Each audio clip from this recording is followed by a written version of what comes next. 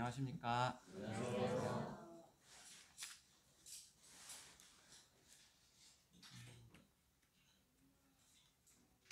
두 달 전부터 계속 예배에 대해서 제가 상고하고 있는데요.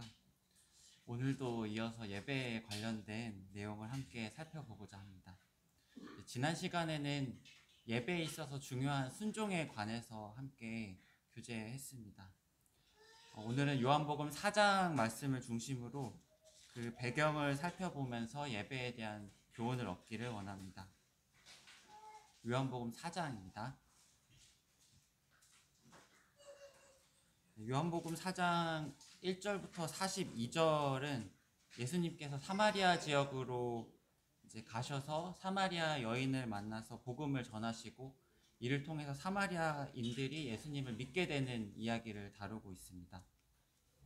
이 부분을 통해서 우리는 사마리아 여인을 찾아오신 예수님, 그리고 예수님을 만나서 변화되는 그런 사마리아 여인의 모습, 이런 것들을 살펴볼 수가 있는데, 또 그 속에서 우리는 예배에 대한 중요한 이제 부분을 발견할 수 있습니다. 특히 오늘은 세 가지 키포인트를 가지고 함께 말씀을 나누고자 합니다. 먼저 성경을 한번 읽어볼 건데, 읽으실 때 이 사마리아라는 지리적인 배경, 그리고 사마리아 여인이 예수님께 하는 그 질문이 어디서 나왔는지 한번 짐작해 보시면서 말씀을 한번 함께 읽도록 하겠습니다. 요한복음 4장 3절부터 26절, 조금 길지만 함께 교독하도록 하겠습니다. 3절부터 26절, 제가 먼저 3절 읽도록 하겠습니다.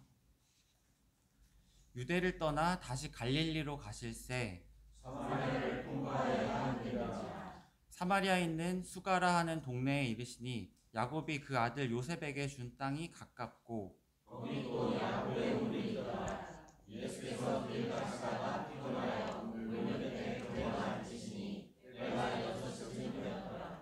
사마리아 여자 한 사람이 물을 기르러 왔음에 예수께서 물을 좀 달라 하시니 이는 기다리고 그 동네에 들어갔습니다. 사마리아 여자가 이르되 당신은 유대인으로서 어찌하여 사마리아 여자인 나에게 물을 달라 하나이까 하니 이는 유대인이 사마리아인과 상종하지 아니함이로라.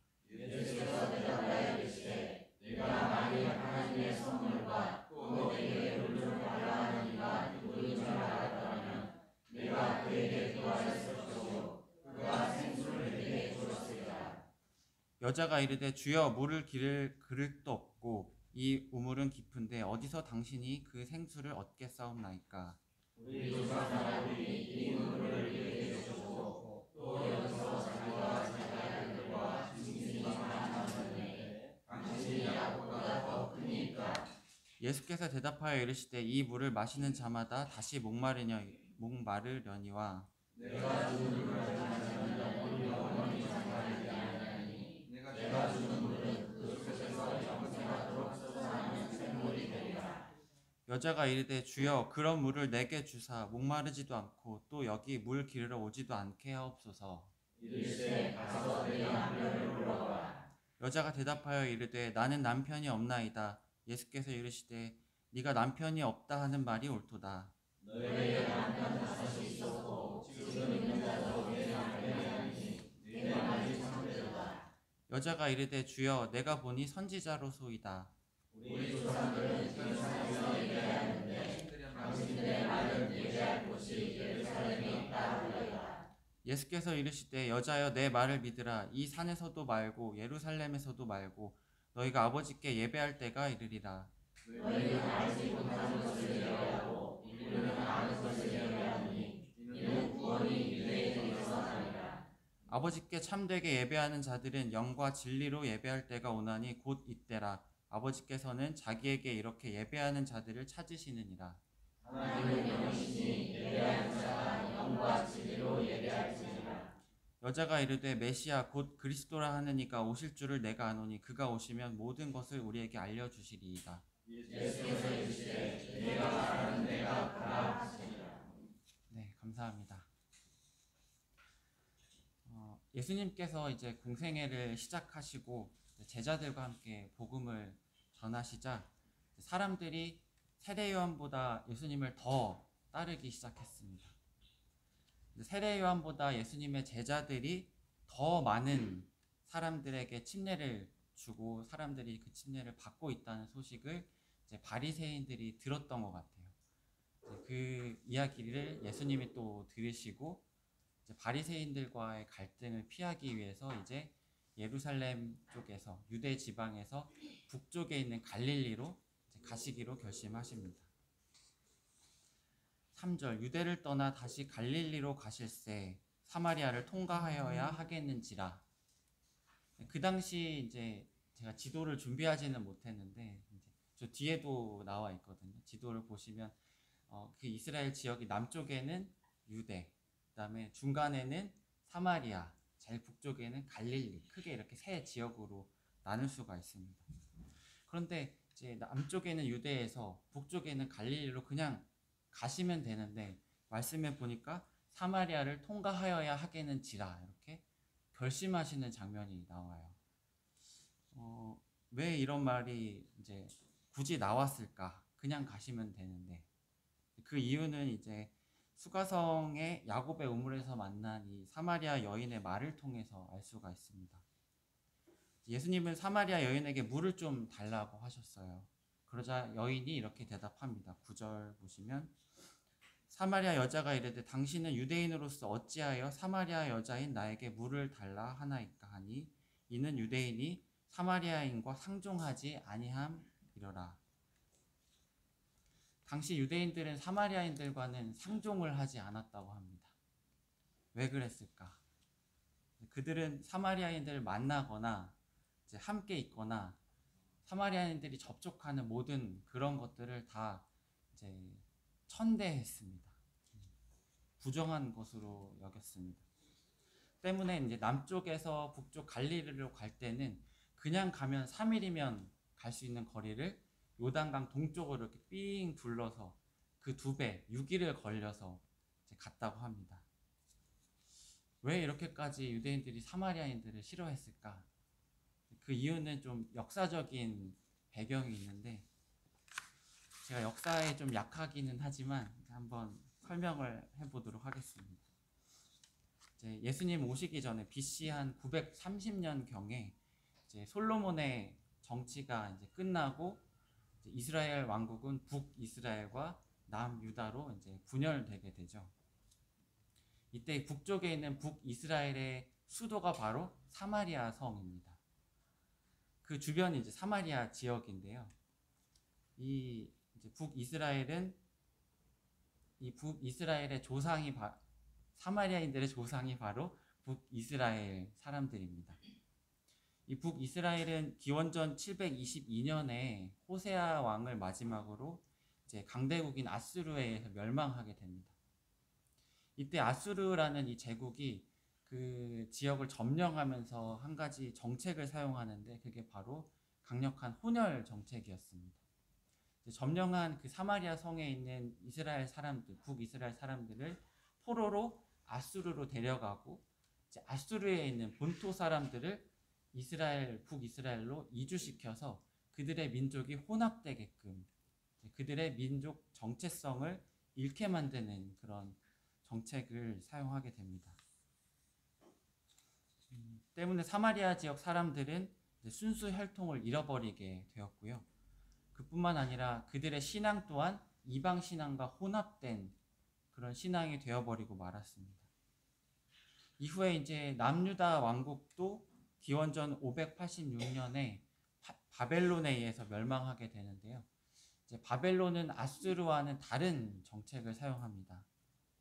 이제 뭐냐면 대부분의 유대 민족들을 그 장소에 그대로 두고 이제 왕족이나 귀족, 이런 기술자, 엘리트층만 이제 바벨론 본국으로 포로로 끌고 갑니다. 때문에 이제 그들의 민족성은 유지되었다라고 그들은 생각했어요. 왜냐하면 나중에 끌려갔던 사람들도 이제 페르시아의 고레스 왕 때 다시 포로 귀환을 통해서 다시 돌아왔기 때문에 우리 남유다 사람들은 민족 정체성이 유지되었다라고 생각을 했습니다. 그들이 보기에 이제 사마리아 사람들, 그 사람들은 이제 혼혈에다가 신앙까지 타락한 백성이다 이렇게 평가를 한 것입니다.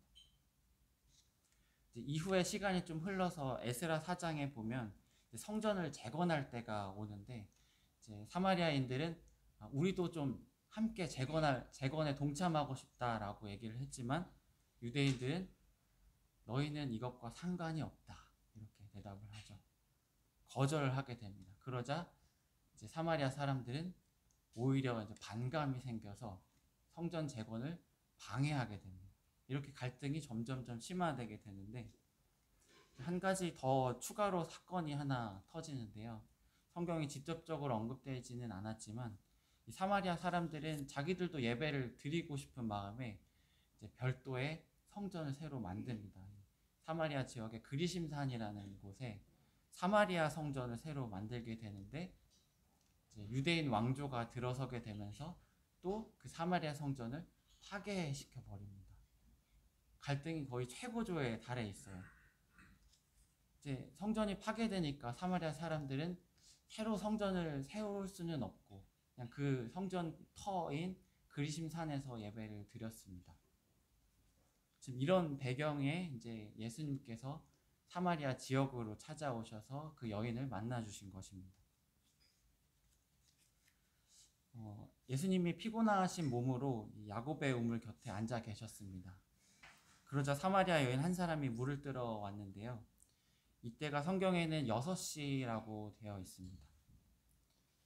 이때는 해가 가장 뜨거운 정오에 해당되는 시간입니다.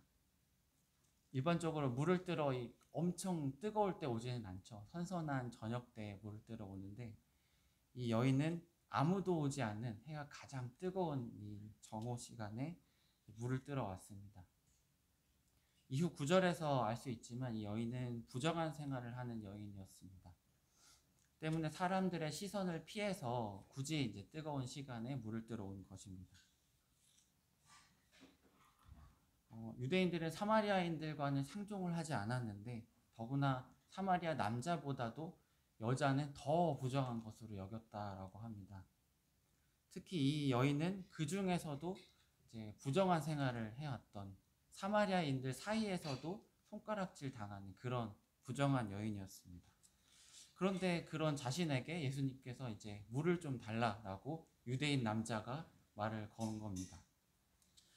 당신은 유대인으로서 어찌하여 사마리아 여자인 나에게 물을 달라 하나이까?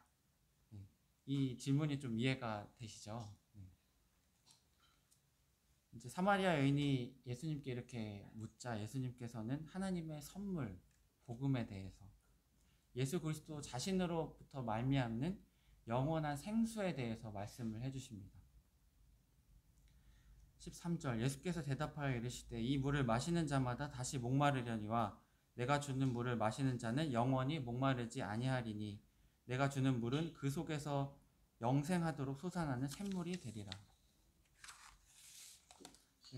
그런데 이 말을 들은 이 여인은 아직도 이제 예수님이 누구인지 잘 몰랐어요.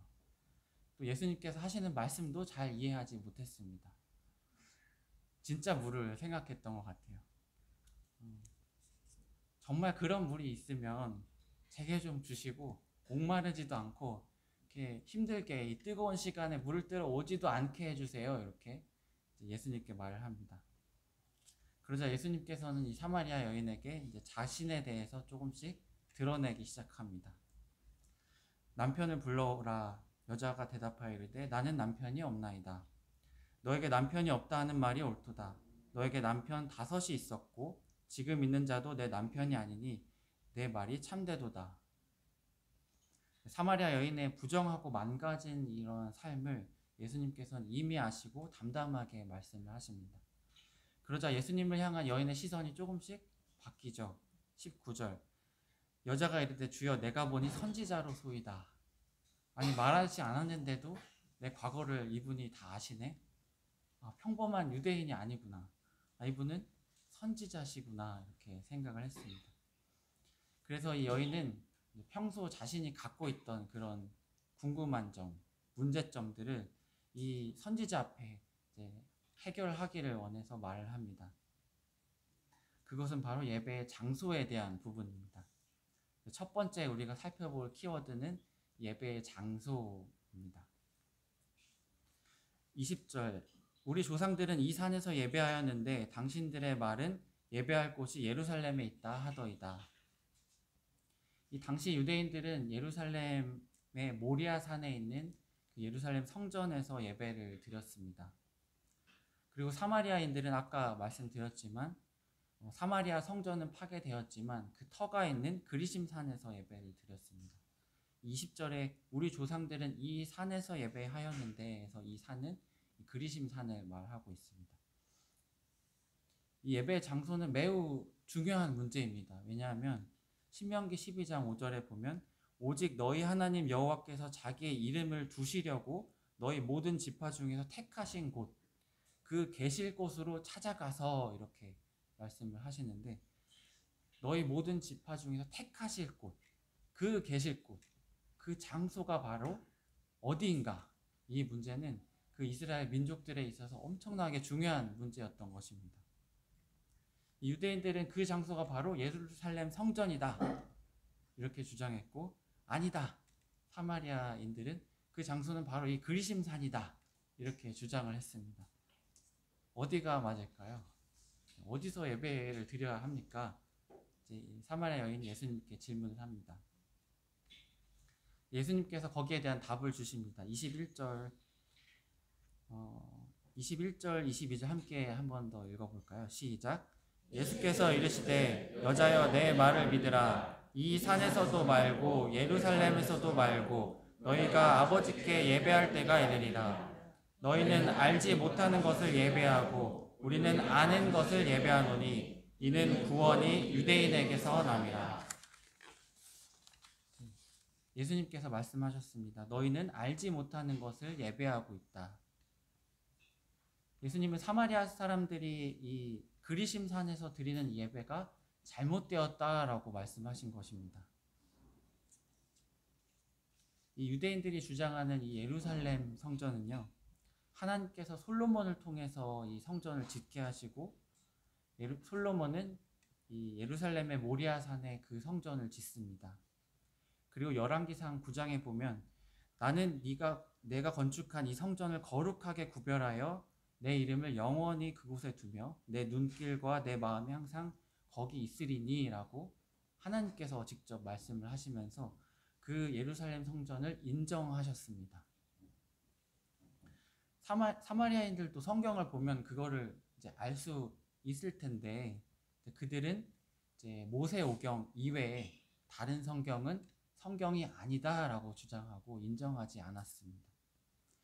때문에 사마리아 사람들은 이 말씀에 대한 하나님의 말씀에 대한 제한적인 부분만을 가지고 이제 자기들 방식대로 마음대로 해석을 하고 예배를 드리고 있었고 예수님은 그들의 그런 부분을 너희가 알지 못하는 것을 예배하고 있다라고 평가를 하신 것입니다.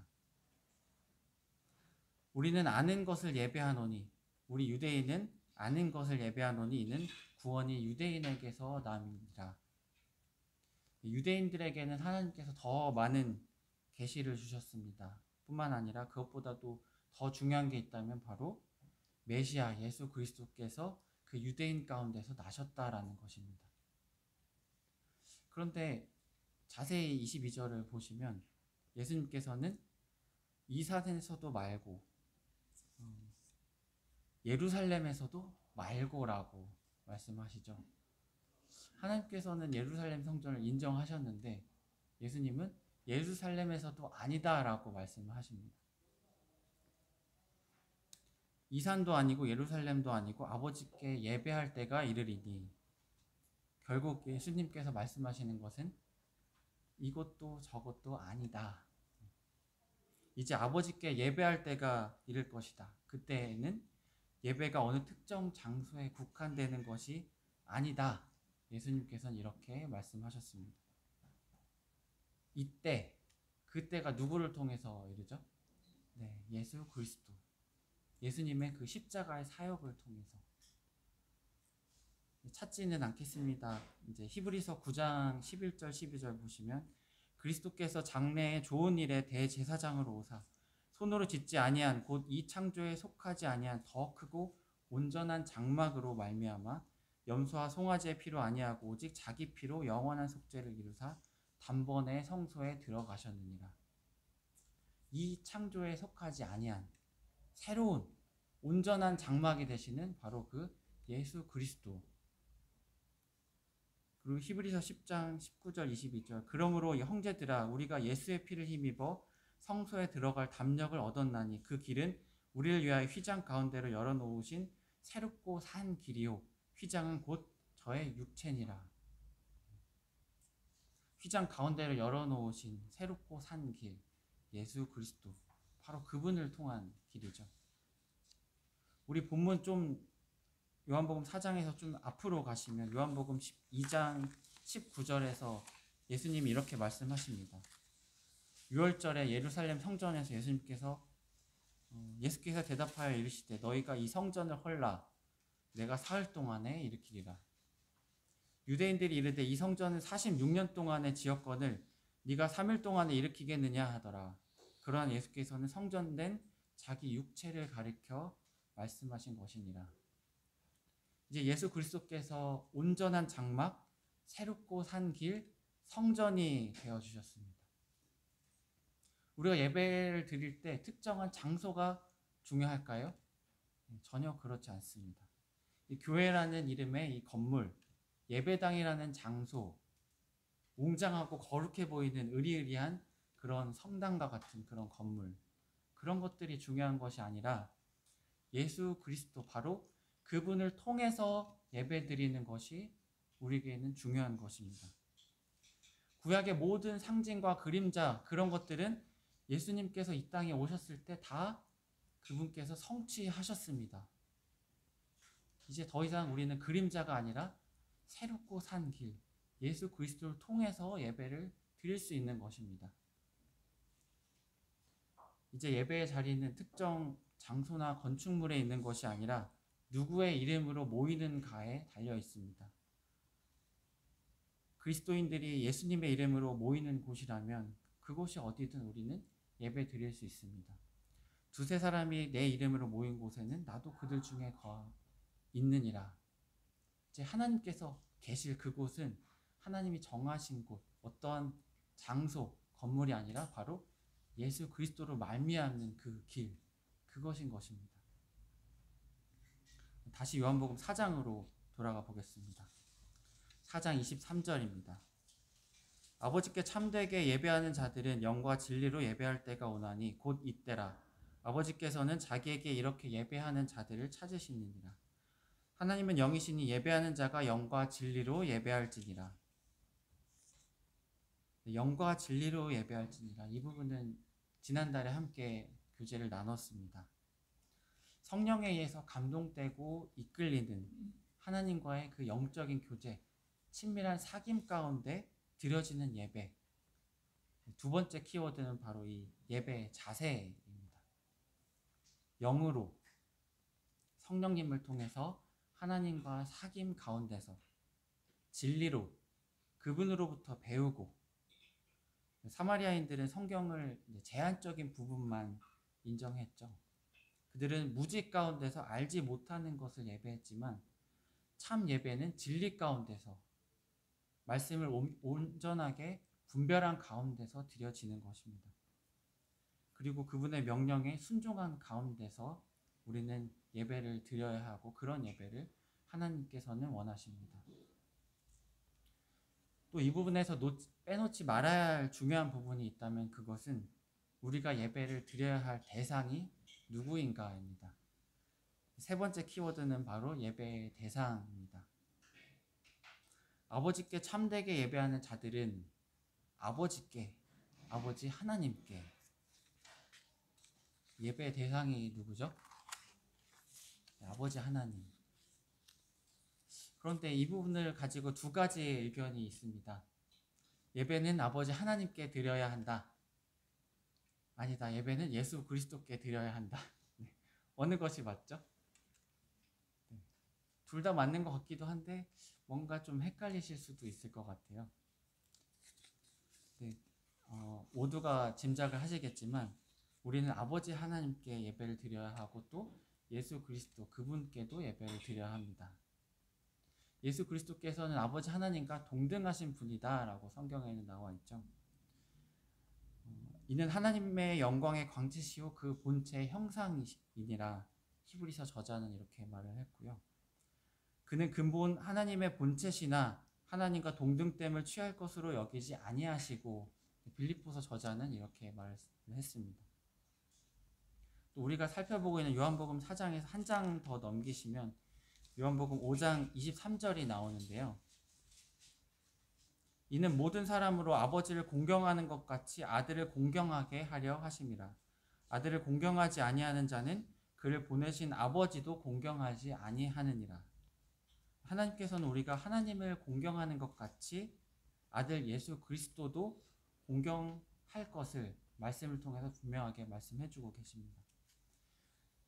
이것을 통해서 우리의 예배의 대상은 아버지 하나님 그리고 아들 예수 그리스도시라는 것을 우리는 알 수가 있죠. 근데 이 부분을 모두가 다 짐작을 하고 계셨을 텐데, 중요한 것이 있다면 실제로 우리가 그분께 예배를 드리고 있는가입니다. 머리로 아는 것이 아니라 실제로 그렇게 예배를 드리고 있는가. 한 주의 시작에 오늘 우리는 이제 예배를 드릴 것입니다. 그런데 이것으로 한 주의 예배를 다 드렸다라고 말할 수 있을까요? 네, 그렇지 않죠. 주일 이후에 일상생활을 하면서 예배를 준비하십니까? 어떻게 예배를 준비하십니까? 또 매일의 삶 속에서 나는 무엇을 섬기며 무엇을 예배하면서 살고 계십니까? 정말 내가 유일하신 참 하나님, 그분을 예배하는 삶을 살고 계십니까? 이 사마리아인들은 알지 못하는 것을 예배하고 있다라고 말씀하셨습니다. 그들 조상 북이스라엘 사람들의 이 역사를 살펴보면 그들의 예배는 시작부터 잘못되었고요. 그들의 이 마지막은 참 처참한 상태임을 우리는 볼 수가 있습니다. 이 북이스라엘의 초대 왕 여로보암이라는 사람인데, 그 이후에 18명의 왕들이 쭉 나오는데, 거의 모든 왕들을 향해서 하나님은 이렇게 표현을 하십니다. 여로보암의 길로 행했다. 이 여로보암의 길이 뭘까? 이 열왕기상 12장에 그 답이 나와 있는데, 그것을 이제 시간상 찾지는 않겠습니다. 이 초대왕 여로보암은 이제 자신을 따르는 이 북이스라엘 백성들이 이제 예배를 드려야 하는데, 예배를 드리러 남유다 영토에 있는 예루살렘 성전으로 가게 되면 다시 자기에게 돌아오지 아니할까 정치적인 걱정을 했습니다. 때문에 이제 우리 영토에도 하나 만들어야겠다 이렇게 생각을 하고, 이제 남쪽에 북이스라엘 영토의 남쪽에 있는 베델과 북쪽에 있는 단이라는 곳에 제단을 쌓고 금송아지를 세웁니다. 이 금송아지가 너희를 애굽 땅에서 인도해낸 신이다. 이 금송아지에게 예배해라 이렇게 말을 했습니다. 또 뿐만 아니라 제사장은 레위인만 할 수 있었는데, 레위인이 아니라 보통 백성들을 제사장으로 삼고 제사를 드릴 수 있게 하였습니다.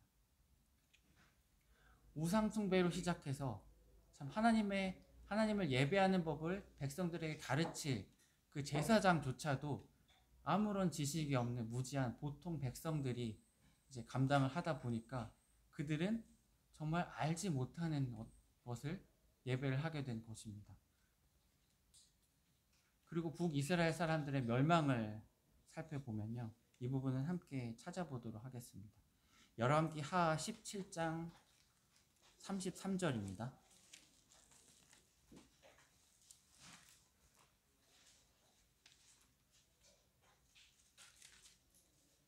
열왕기 하 17장 33절로 41절 말씀을 함께 교독하도록 하겠습니다.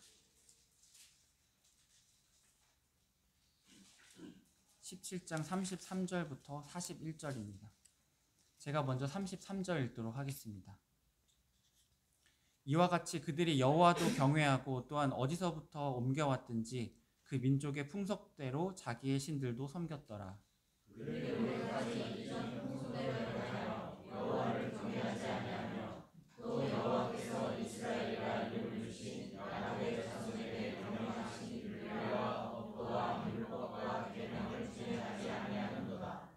옛적에 여호와께서 야곱의 자손에게 언약을 세우시고 그들에게 명령하여 이르시되 너희는 다른 신을 경외하지 말며 그를 경배하지 말며 그를 섬기지 말며 그에게 제사하지 말고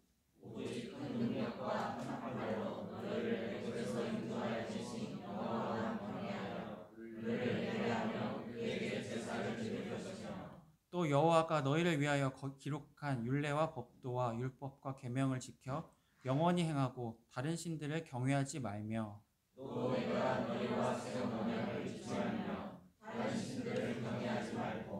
오직 너희 하나님 여호와만을 경외하라. 그가 너희를 모든 원수의 손에서 건져내리라 하셨으나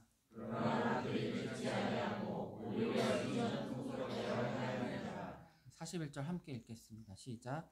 여기 여러 민족이 여호와를 경외하고 또 그 아로세린 우상을 섬기니 그들이 자자손손이 그들의 조상들이 하던 대로 그들도 오늘까지 행하니라.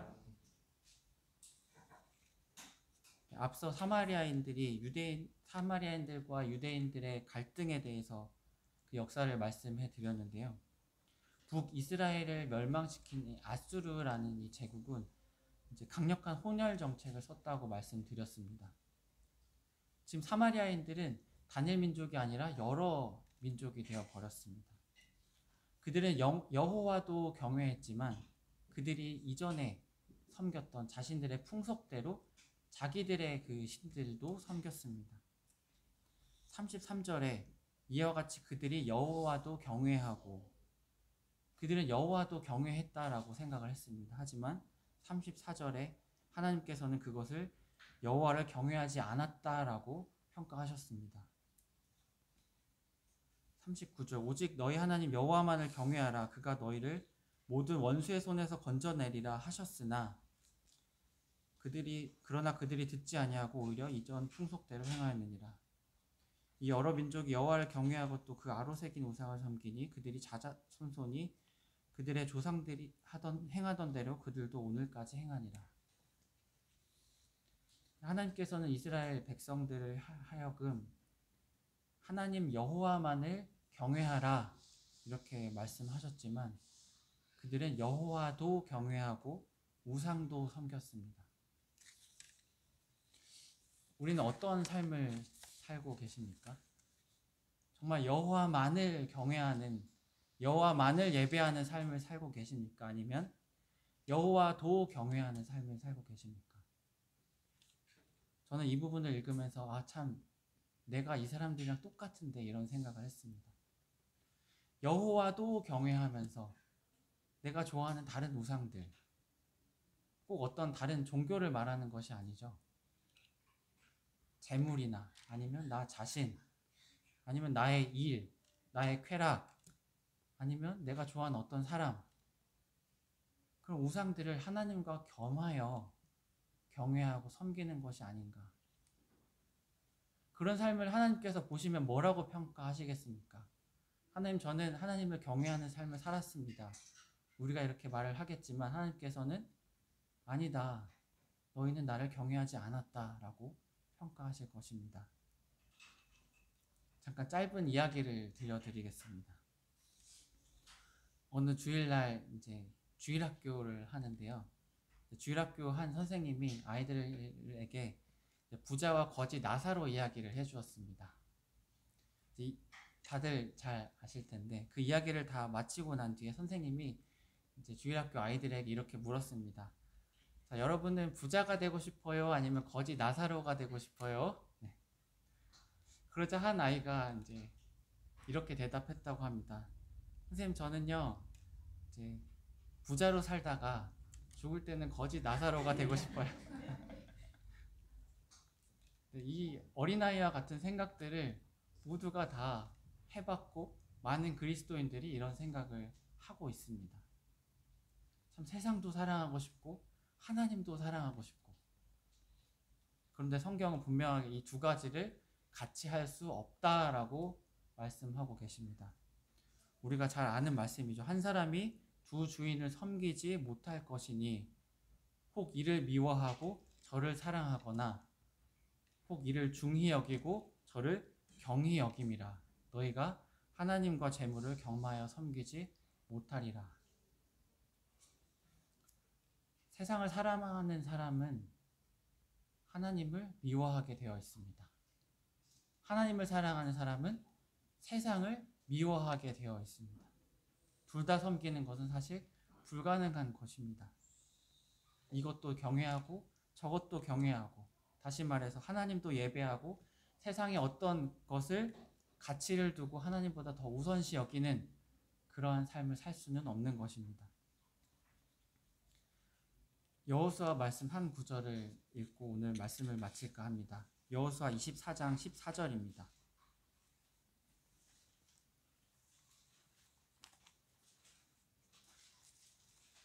여호수아 24장 14절 15절을 함께 읽도록 하겠습니다.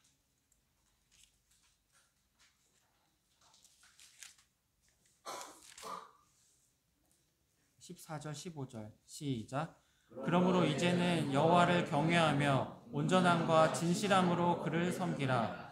너희의 조상들이 강 저쪽과 애굽에서 섬기던 신들을 치워버리고 여호와만 섬기라.